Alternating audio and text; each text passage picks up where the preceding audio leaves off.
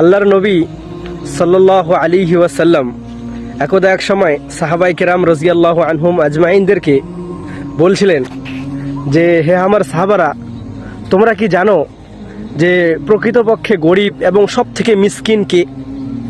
তখন সাহাবাই কেরামরা বললেন যে, আমরা তো জানি যার কাছে অর্থ খুব কম থাকে, টাকা পয়সা খুব কম থাকে, সেই সব থেকে বড় মিসকিন।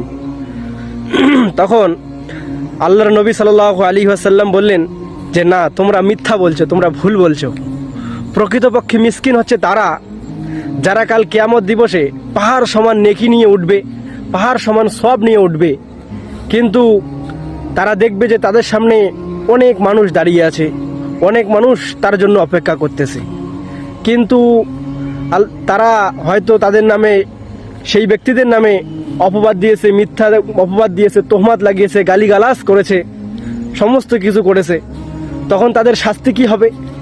তখন আল্লাহ পাক রব্বুল আলামিন ফেরেশতাদেরকে হুকুম দেবে যে, তোমরা এই ব্যক্তির নেকিকে ওই ব্যক্তিদের গুনাহ দ্বারা পরিবর্তন করে দাও। অর্থাৎ এর যে গুনাহগুলো আছে তুমি এই ব্যক্তির আমলনামায় দাও, এবং এর যে নেকিগুলো আছে, সবগুলো আছে, ওই ব্যক্তির আমলনামায় দাও।